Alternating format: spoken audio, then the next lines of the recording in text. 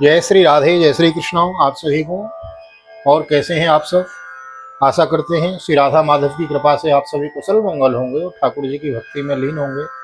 मैं राधेश्याम वशिष्ठ नित्य की भांति आपका बहुत बहुत स्वागत करता हूं आप ही के यूट्यूब चैनल VKVPS परिवार श्री धाम वृंदावन, और ले चलता हूं आज की पावन कथा प्रसंग में। श्रीमद् भागवत के एकादश स्कंद के अथैक त्रिंशो अध्याय यानी कि 31वें अध्याय में आज हम प्रवेश करेंगे। तो नए आए हैं, चैनल को सब्सक्राइब कर ले में, बेल आइकन को भी प्रेस कर दें में। देर न करते हुए ले चलता हूँ आज की पावन कथा प्रसंग में। सर्वप्रथम करेंगे गोविंद नाम संकीर्तन। श्री कृष्ण गोविंद हरे मुरारी, हे नाथ नारायण वासुदेव।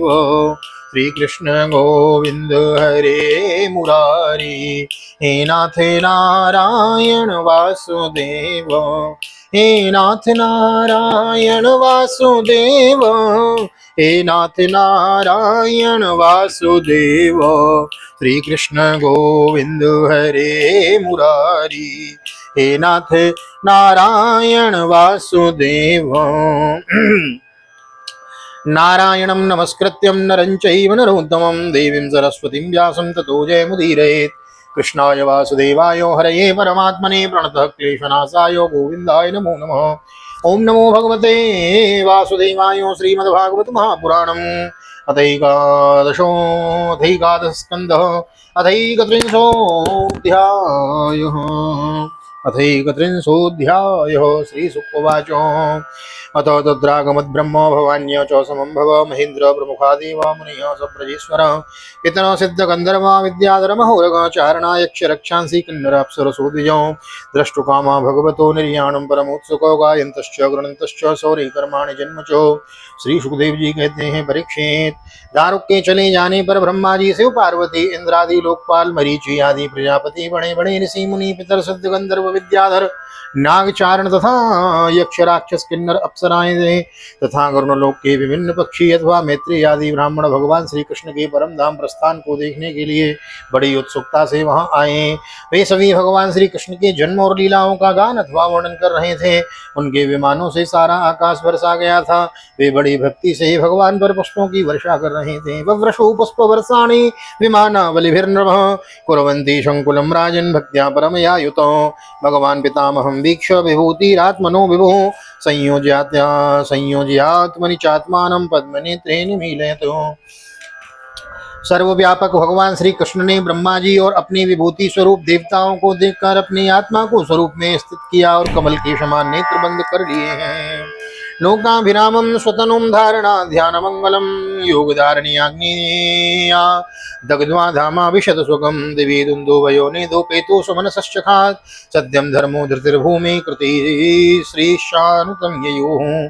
देवादयो ब्रह्म मुख्यो न विशन्तं सुधामनीय विज्ञात गतिं कृष्णं दद्रसुष्याति विस्मितो शोधामन्यो यथाकाशो यान्त्या हित्वा ब्रह्मण्डलं गतिर्न लक्ष्यते मत्यैर्तथा कृष्णस्य देवतै। भगवान का श्री विग्रह उपासकों के ध्यान और धारणा का मंगलमय आधार और समस्त लोगों के लिए परम रमणीय आश्रय है। इसलिए उन्होंने योगियों के समान अग्नि देवता संबंधी योग धारणा के द्वारा उसके जलाया नहीं, सशरीर अपने धाम में चले गए। उस समय स्वर्ग में नगाड़े बजने लगे और आकाश में पुष्पों की वर्षा होने लगी। परीक्षित, भगवान श्री कृष्ण के पीछे पीछे श्लोक से सत्य धर्म धैर्य कीर्ति और श्रीदेवी भी चली गई। भगवान श्री कृष्ण की गति मन और वाणी के परे है। भगवान श्री कृष्ण की गति मन और वाणी के परे है। तभी तो जब भगवान अपने धाम में प्रवेश करने लगे तब ब्रह्मादि देवता भी उन्हें देख न सके। इस घटना से उन्हें बड़ा ही विस्मय हुआ। जैसे बिजली मेघमंडल को छोड़कर जब आकाश में प्रवेश करती है तब मनुष्य उसकी चाल नहीं देख पाते, वैसे ही बड़े बड़े देवता भी श्री कृष्ण की गति के संबंध में कुछ न जान सके। ब्रह्मा जी और भगवान शंकर आदि देवता भगवान की यह परम योगमयी गति देखकर बड़े विस्मय के साथ उनकी प्रशंसा करते अपने अपने लोक में चले गए। ब्रह्मरुद्रादयस्ते तु दृष्ट्वा योगो गतिं हरि विस्मितास्तां प्रशंसन्तं स्वं लोकं युस्तदौ। राजन् परस्य तनुभ्रज्यननाप्ययेह राजन् परस्य तनुभ्रज्यननाप्ययेह माया विडम्बनमवेहि यथा नटस्य सृष्ट्वात्मनेदमनुविश्य विहत्य चान्ते संयत्य चात्ममहिमो परतः स आस्ते मार्तेन यो गुरुशतं यमलोकनीतं त्वां चानयक्षरणतः परमास्त्रदग्धं जिज्ञेन्तकान्तकमपि समसावनीस किं स्वावने स्वरनयन मृगयं सदेहम्। परीक्षित जैसे नट अनेकों प्रकार की स्वांग बनाता है परंतु रहता है उन संबंध उनसे उन सबसे निर्लेप, वैसे ही भगवान का मनुष्यों के समान जन्म लेना, लीला करना और फिर उसे संवरण कर लेना उनकी माया का विलास मात्र है, अभिनय मात्र है। वे स्वयं इस जगत की सृष्टि करके उसमें प्रवेश करके विहार करते हैं और अंत में संहार लीला करके अपनी अनंत महिमामय स्वरूप में ही स्थित हो जाते हैं। सांदीपनि गुरु का पुत्र यमपुरी चला गया था परंतु उसे वे मनुष्य शरीर के साथ लौटा लाए। तुम्हारा ही शरीर ब्रह्मास्त्र से जल चुका था परंतु उन्होंने तुम्हें जीवित कर दिया। वास्तव में उनकी शरणागत वत्सलता ऐसी ही है। और तो क्या कहूँ, उन्होंने कालों के महाकाल भगवान शंकर को भी युद्ध में जीत लिया और अत्यंत अपराधी अपने शरीर पर ही प्रहार करने वाले व्याध को भी संदेह स्वर्ग भेज दिया। प्रिय परीक्षित, ऐसी स्थिति में क्या वे अपने शरीर को सदा के लिए वहां नहीं रख सकते थे? अवश्य ही रख सकते थे। तथाप्यशेष स्थित सम्यभाव्य संभवाप्य स्वनन्य हेतुर्यशसे यदशेष शक्तिदृक् नैक्षत प्रणेतुं वपुरत्र शेषितं मर्तेन किं स्वस्थगतिं प्रदर्शयन् य एतां प्रातरुत्थाय कृष्णस्य पदवीं परां प्रयतः कीर्तयेद् भक्त्या तामेवाप्नोत्यनुत्तमां। दारुको द्वारकामीत्य वसुदेवो प्रसेनया पातित्वा चरणावस्त्रैर्निस्य कृष्णविच्युत कथाया कथयामास निधनं कृष्णीनां कृष्णसो नृपो तच्छ्रुत्वोद्विग्नहृदया जना शोकविमूर्छितः।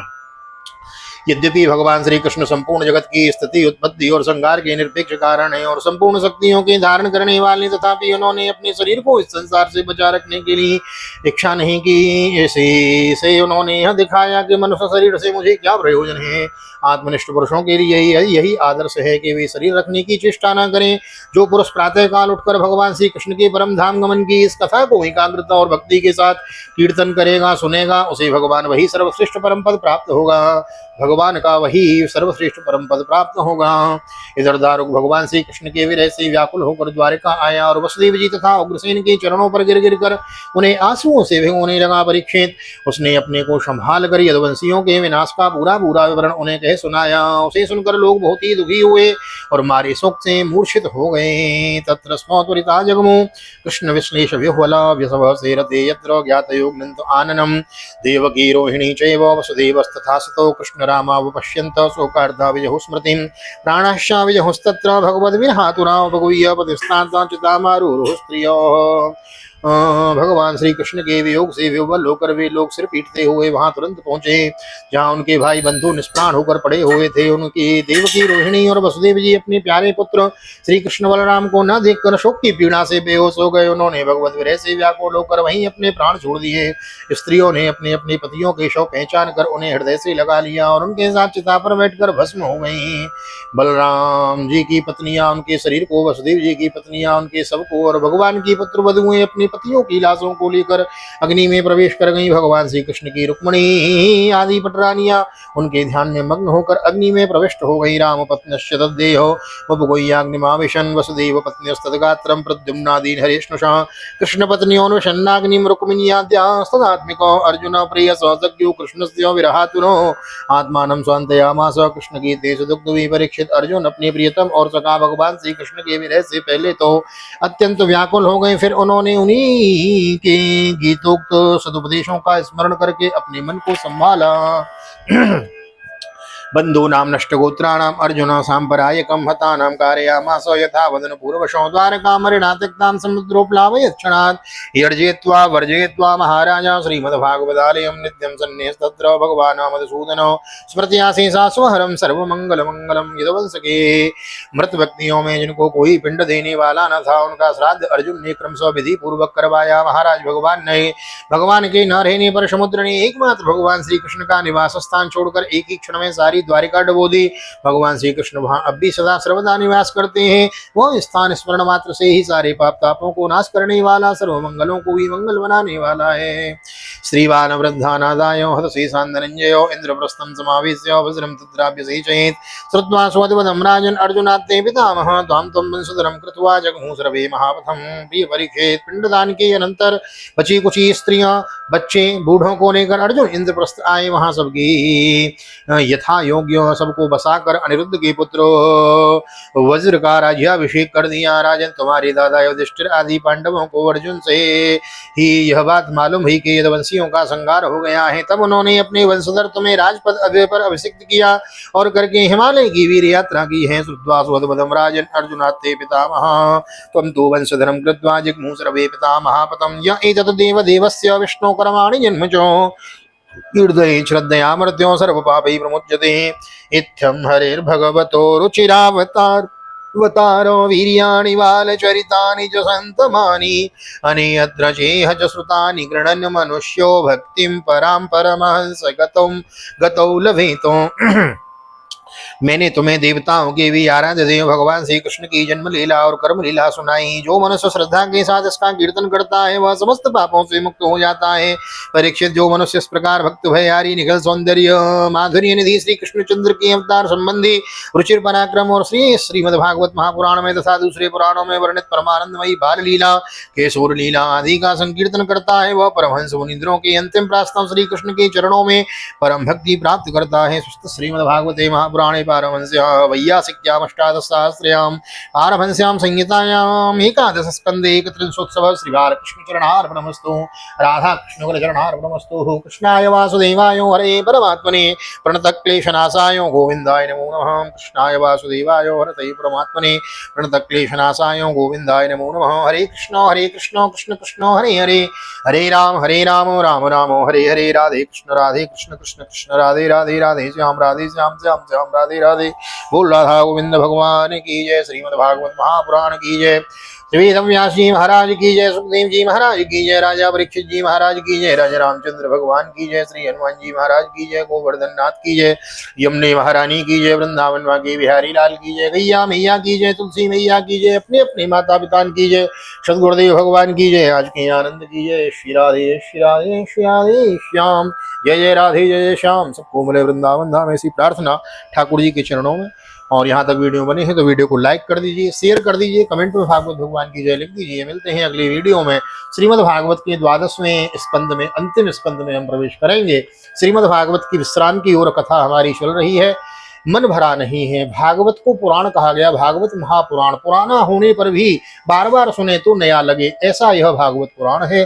तो मन में तो ऐसा था कि इसके बाद राम कथा का करेंगे, लेकिन अभी भागवत से अभी पूर्ति नहीं हुई है। एक बार भागवत जी का और इसी प्रकार आवृत्ति हम श्रवण करेंगे, यथारूप हम श्रवण करेंगे, क्योंकि अथाह सागर है। जितना श्रवण करेंगे उतना आनंद हम पाएंगे, ऐसा गुरु जी हमारे कहते हैं।